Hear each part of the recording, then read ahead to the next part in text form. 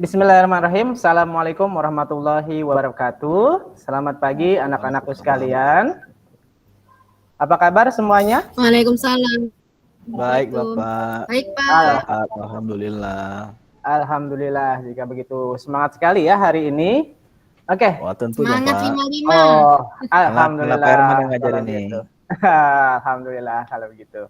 Oke, hari ini kita materi selanjutnya, tapi sebelum kita ke pembelajaran, alangkah baiknya kita berdoa dahulu dengan agama dan kepercayaan masing-masing. Saya minta ketua kelas untuk memimpin doa, silakan. Mungkin Pak Leo sebagai ketua kelas, silakan pimpin doanya. Baik teman-teman, sebelum kita mulai belajar, marilah kita berdoa terlebih dahulu agar pelajaran kita ini nanti lebih bermakna. Berdoa mulai. Berdoa selesai. Alhamdulillah, terima kasih ketua kelas. Hari ini adakah yang tidak hadir karena berhalangan atau sakit? Ada semua ya, sepertinya ya. Enggak, Pak. Alhamdulillah jika begitu. Oke, hari ini kita materi desain grafis percetakan tentang jenis-jenis fotografi dan alat bantu fotografi. Tapi sebelum itu, di sini ada kata motivasi dari Imogen Cunningham, salah satu fotografer terkenal. Motivasinya, manakah foto yang akan menjadi favorit saya? Itu adalah foto yang akan saya potret esok hari. Dari kata-kata tersebut bisa diambil intinya bahwa esok hari itu insya Allah akan jauh lebih baik dari hari ini. Oke. Hari ini pembelajaran kita lanjutkan. Untuk pelanjutan dari sebelumnya yang pembelajarannya itu tentang analisis ilmu fotografi. Tapi bagi anak-anakku sekalian yang mungkin agak lupa atau agak sedikit terlambat untuk pemahamannya, bisa langsung membuka kembali link yang saya sudah share di link YouTube yang sudah saya share dan juga di Google Classroom. Jadi bisa dilihat-lihat lagi ya, jika memang ada materi yang sebelumnya itu masih kurang dimengerti. Oke. Hari ini kita mempelajari tentang jenis-jenis fotografi dan alat bantu fotografi. Kompetensi dasar yang nanti kedepannya kita targetkan itu adalah dipelajari ya, yang dipelajari memahami jenis-jenis kamera dan alat bantu fotografi, lalu mengoperasikan jenis-jenis kamera dan alat bantu fotografi. Untuk tujuan pembelajaran, kenapa kita perlu mempelajari ini? Nanti tujuan pembelajarannya itu menganalisis jenis-jenis kamera dan alat bantu fotografi, lalu mengaitkan fungsi bagian kamera dengan alat bantu fotografi. Yang ketiga, mengoperasikan kamera DSLR. Dan yang keempat, pengambilan gambar foto produk dengan menggabungkan alat bantu fotografi. Oke. Materi pembelajaran yang kita pelajari ada dua hal, yaitu jenis-jenis kamera dan alat bantu fotografi. Oke, sebelumnya Bapak tanya, kalian pernah kan ya melihat kamera-kamera yang digunakan oleh orang banyak untuk memfoto sebuah objek atau memfoto sebuah kegiatan? Pernah melihat ya bentuk-bentuk kamera ya? Pernah, Pak. Pernah, alhamdulillah. Oke, di sini ya di tampilan itu salah satu beberapa banyak jenis kamera yang ada di pasaran, yang ada di pasaran. Memang masih banyak lagi kamera-kamera lain yang jenisnya lebih banyak lagi, tapi ini adalah jenis-jenis kamera yang sering dipakai dan berada di pasaran saat ini. Yang pertama ada compact digital, consumer DSLR, ada mirrorless yang sekarang sedang in banget nih. Jadi kaula muda itu sekarang kebanyakan inginnya membeli kamera mirrorless. Lalu ada semi pro DSLR dan juga jangan lupa smartphone atau handphone pun itu bisa masuk kategori jenis kamera. Kenapa seperti itu? Ada yang tahu? Kenapa smartphone masuk ke jenis kamera? Karena smartphone memiliki fitur kamera, Pak. Oke, betul sekali. Benar, karena handphone mempunyai fitur kamera. Jadi bisa dikatakan handphone juga atau smartphone juga itu masuk di jenis kamera. Ya mungkin sebelumnya kita kenal ada yang namanya compact digital. Compact digital itu kalau bisa dahulu kita bilang itu ada kamera digital biasa ya, kamera pocket, atau ada consumer DSLR. Itu biasanya kalau di kode-kode Canon itu ada yang 3 digit angka atau 4 digit angka. Ya, dan contoh seperti 600D, ada 1300D, ada yang 1500D, itu masuk ke kategori consumer DSLR. Lalu ada mirrorless lah, yang mungkin bisa dikatakan yang sekarang sedang in banget lah, banyak diminati oleh kaula muda untuk memfoto ataupun membuat video YouTube atau live streaming ya. Mirrorless ya, mungkin memang harganya jauh lebih mahal dibanding compact digital, maaf, dengan consumer DSLR. Lalu ada yang namanya juga semi pro DSLR. Semi pro DSLR ini salah satu mungkin kamera yang termasuk cukup harganya mahal ya, mungkin perkirakan bisa sampai di atas 20 juta, bahkan ada yang di atas sampai 40 jutaan. Nah, tapi untuk middle kedepannya kita mempelajari jenis kamera untuk consumer DSLR, jadi untuk pemula dan kebanyakan untuk pengambilan objek dengan kualitas yang tidak kalah jauh dari mirrorless, tetapi bisa digunakan untuk pemula DSLR ya. Oke, selain jenis kamera, kita juga mempelajari nanti di sini ada alat bantu fotografi. Banyak sekali sebenarnya alat-alat bantu fotografi yang kita ambil di sini. Alat-alat yang sering dipakai dan mudah ditemukan di dunia fotografer atau fotografi, ada yang namanya baterai grip. Oke, dari katanya saja baterai grip. Kira-kira baterai grip ini untuk apa? Ada yang tahu tidak? Mungkin ada yang sudah baca-baca modul yang sudah saya share. Biasanya ini buat ya. Bisa dipakai untuk 2 baterai ini biasanya, Pak. Oh, benar sekali. Baterai grip, dari katanya saja sudah ada kata baterai ya, grip, dan penyimpan. Jadi baterai grip ini benar sekali. Jadi baterai grip ini adalah tempat tambahan untuk kamera, sehingga baterai kamera yang standarnya 1 itu bisa nanti ditambahkan menjadi 2, sehingga powernya juga atau baterai yang ada di kamera tersebut menjadi 2 kali lipat karena baterainya ada 2. Oke, lalu ada filter kamera, di situ fungsinya untuk melindungi lensa ya, depan lensa dari debu, ada juga mungkin dari goresan-goresan, karena kalau kita sering hunting dengan kamera, kadang lewat taman atau lewat kayu-kayu atau terkena lensa itu ada kayu, jadi atau daun-daun yang bisa menggores lensa itu tidak langsung mengenai lensa depan kamera, tetapi bisa nanti dilindungi oleh filter kamera. Lalu ada, oh ya mohon maaf, ini ada kesalahan sedikit ya, ada tipe Bapak, mohon maaf, ada yang namanya tripod ya, ada tripod yang kaki 3 itu ya, mohon maaf, ada tripod, lalu ada monopod, ada background, nah ada kabel rilis. Oke. Tapi sebelumnya kalau monopod itu kakinya 1 ya, namanya monopod. Lalu kalau tripod berarti itu biasanya adalah kaki penunjang kameranya berjumlahnya 3. Lalu ada background, lalu kabel rilis. Kabel rilis di sini digunakan untuk tombol shutter atau tombol pengambil gambar tanpa kita perlu menekan tombolnya. Jadi nanti kamera mempunyai seperti port khusus, seperti port, dan di port itu nanti kita colokkan kabel rilis. Jadi nanti kita tekan kabel rilisnya, lalu si kamera akan menekan tombol shutternya atau tombol pengambilan objeknya. Nah, lalu juga ada alat pencahayaan ya, banyak sekali lah sebenarnya alat pencahayaan, tapi kita coba di sini ada flash, ya.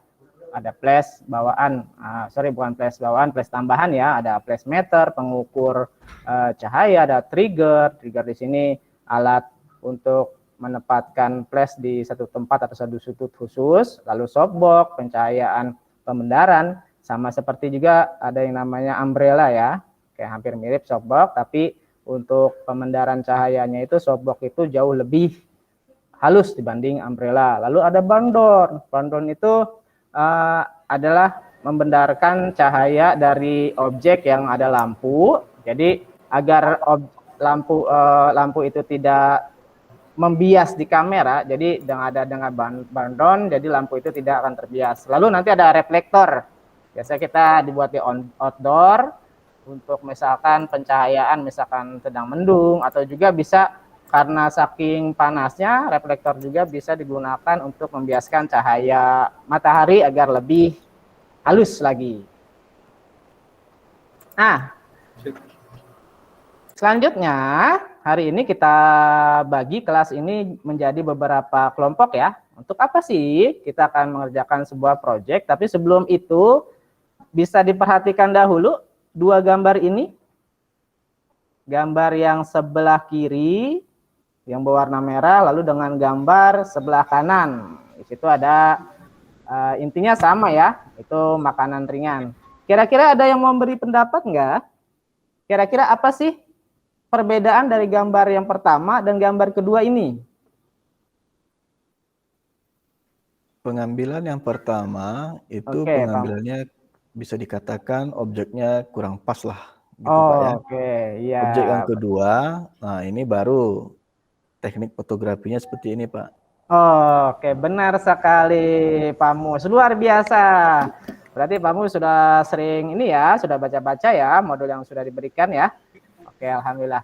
Oke, itu salah satu dimasukkan dari Pak Mus. Jadi untuk proyek di pembelajaran kita hari ini, kita akan membuat sebuah, jadi kasusnya adalah seperti yang tadi dikatakan oleh Pak Mus, itu ada sebuah produk yang namanya tadi bakso aci ya, warna merah, ingin mempromosikan produk itu di medsos agar lebih eye-catching gitu, lebih mengikat pembeli. Tapi tadi sudah dikatakan oleh Pak Mus bahwa gambar itu kurang menarik. Nah, tugas kita membuat gambar itu, produk itu dipoto dengan menarik dengan menggunakan kaidah-kaidah ilmu fotografi. Nah, di sini ada beberapa kriteria proyek ya. Nanti proyeknya itu harus menggunakan kamera DSLR, lalu harus ada ide dan temanya, itu bebas ya. Lalu produk yang akan diponto ditentukan oleh guru. Nah, produk yang mana? Yang tadi, yang gambar pertama ya, yang warna merah tadi itu. Jadi produknya itu, jadi gimana caranya itu nanti dipoto menjadi sebuah foto produk sehingga menarik nanti dan bisa diupload ke media sosial. Nah, lalu jangan lupa juga nanti harus ada pengaturan pencahayaan yang baik. Mau indoor, mau outdoor, pencahayaannya itu harus baik ya. Jangan sampai pencahayaannya kurang baik sehingga nanti objeknya kurang begitu menarik. Lalu harus ada latar belakang atau background ya. Background pendukung produk, nah, sesuai ide dan tema. Lalu bisa juga menggunakan sudut pengambilan gambar ya. Sudut pengambilan gambar harus berfokus sama produk. Jangan sudut pengambilan gambarnya kok berfokusnya sama tempat lain gitu, sehingga produknya kurang begitu terfokus di gambar. Lalu menggunakan alat pendukung fotografi ya yang disediakan. Jadi di lab nanti banyak alat-alat pendukung fotografi, di situ nanti dipilih peralatan apa saja yang nanti bisa digunakan, nanti bisa langsung dibuat untuk proyeknya. Nah, untuk bebaskan menggunakan bahan pendukung ya, pendukung produk, maksudnya misalkan tadi seperti gambar yang kanan tadi ya, ada foto produk, tapi ditambahkan dengan seperti ada taburan-taburannya atau bentuk-bentuk makanan yang ada di dalamnya di situ. Nah, itu berarti menggunakan bahan pendukung juga ya. Tapi ingat, bahan pendukungnya harus mendukung ide dan tema. Jangan sampai produknya itu bakso aci, tapi yang pendukungnya itu adalah misalkan spaghetti. Nah, berarti kan tidak masuk ide ya, temanya ya. Berarti kita harus fokus ke yang penting pendukung itu harus mendukung dari ide, tema, dan produk yang kita inginkan. Oke, sekarang dibagi dulu satu kelompok itu 4 orang atau sampai 5 orang. Oke, kita langsung ke proyek. Nah, ini contoh-contoh ya, contoh proses pengambilan foto produk. Nah, yang pertama misalkan itu produknya, lalu di belakang di situ ada seperti background warna hitam ya. Lalu ada pencahayaan di situ pakai ring light ya. Lalu ada di sebelahnya lagi itu foto produk tapi menggunakan bahan pendukung lainnya. Apa itu berarti? Kalau kita lihat di situ menggunakan batu es juga. Ya. Lalu nah ini hasil jepretan atau hasil foto dari foto produk. Nanti bisa diatur segitiga exposure-nya seperti apa. Yang penting hasil produk itu harus terlihat jelas dan menjual. Jadi menitik beratkan pada produknya itu sehingga orang tertarik ketika melihat produk itu. Jadi ingin beli, ingin mencicipi. Nah, ini untuk paduan project saya sudah share, tapi bisa juga di sini Anda lihat paduan projectnya kita ada 2 link YouTube. Nah, ini sudah saya share juga salah satunya yang sudah saya buat. Ini sedikit ya, sedikit untuk apa?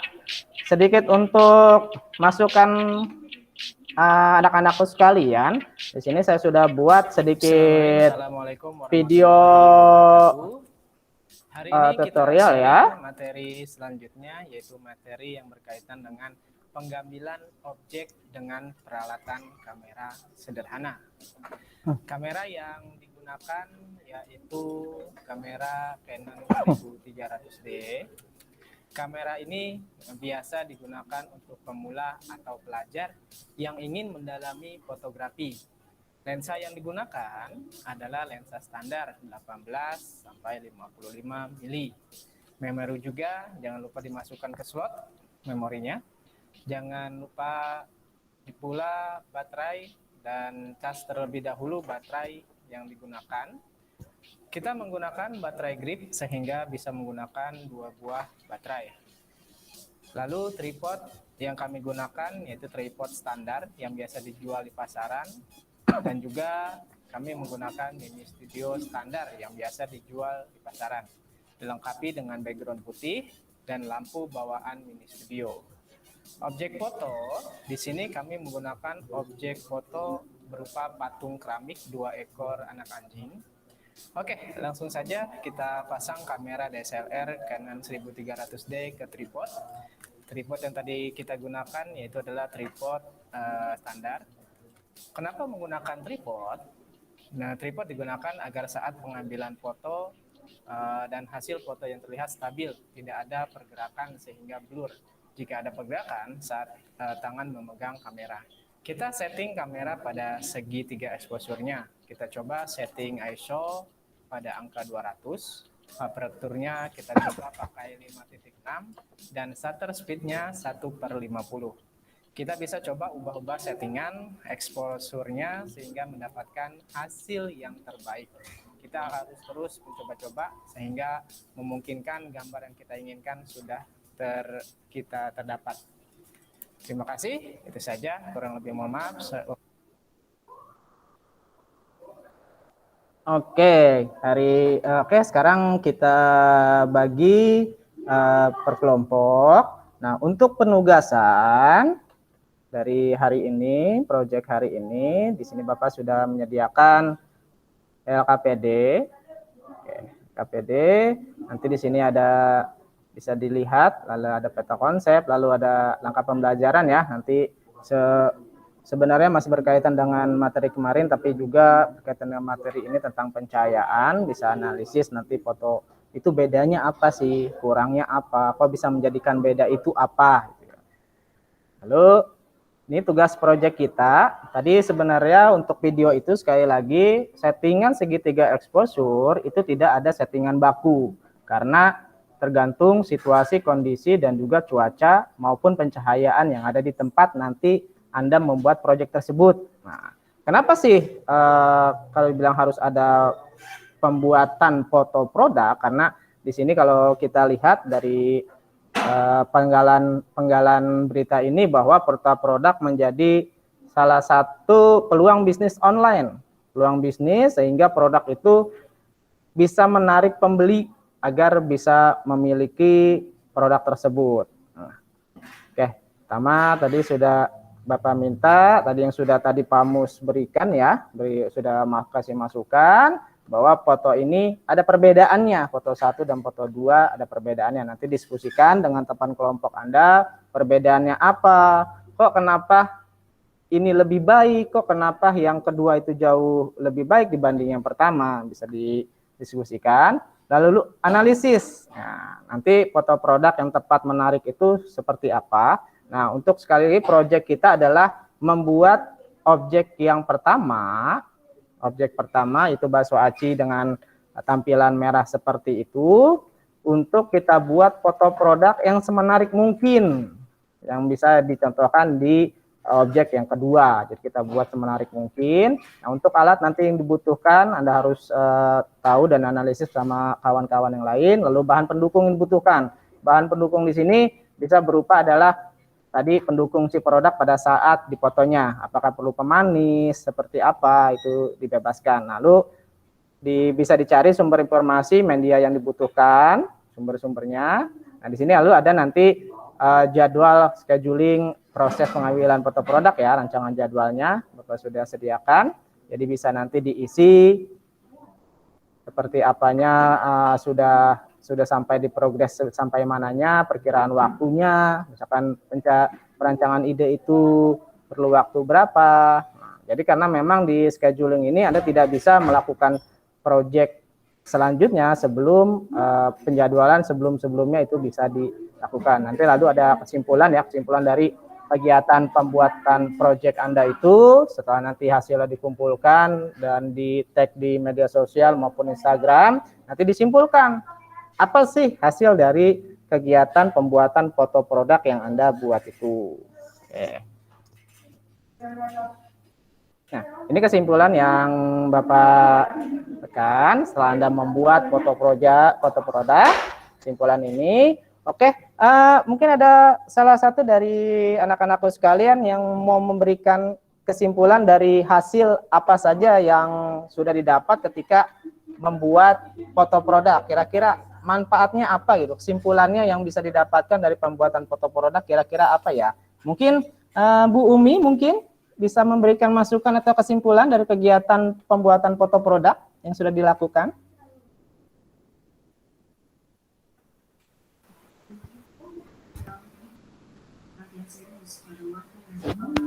Kira-kira pentingnya apa? Iya, kira-kira kesimpulan pada setelah mengerjakan proyek foto produk itu kira-kira apa sih kesimpulan yang sudah didapat dari hal tersebut, proyek tersebut? Saya Pak. Iya, kalau boleh. Saya Pak. Siapa dulu nih? Pak Sabtunus dulu. Oke. Ya, Pak Sabtunus. Ya, dengan teknik fotografi ini ya diharapkan bisa meningkatkan daya tarik dari saat memproduksikan produk, sehingga produk lebih kenal luas dan lebih eye catching. Itu yang bisa dapat saya simpulkan, Pak. Oke, bagus sekali. Intinya bisa menarik perekonomian ya, semakin meningkatkan bisa penjualan juga ya, Pak Sabtunus ya. Iya, Pak. Iya, sip. Tadi Bu Umi mungkin tadi ada kesimpulan lain, mungkin memberikan tanggapan. ya hampir sama sih Pak kayak Pak Sabtunus, cuman memang untuk desain produk pun sendiri itu sangat ini ya, sangat berpotensi apakah ini produknya akan laku apa enggak. Itu lihat dari kemasan. Kalau kemasannya menarik pasti pembelinya juga itu penasaran bagaimana sih isi dalamnya, seperti itu. Iya, bagus sekali. Oke, itu tadi kesimpulan yang kita disebutkan oleh Bu Umi dan Pak Sabtunus. Oke, hari ini sampai di sini saja dahulu. Nanti akan saya kirimkan tugas dan kedepannya untuk pertemuan selanjutnya kita akan membahas tentang pengoperasian fungsi-fungsi tombol pada kamera dan perawatan kamera. Oke, kita akhiri pertemuan hari ini dengan membaca doa.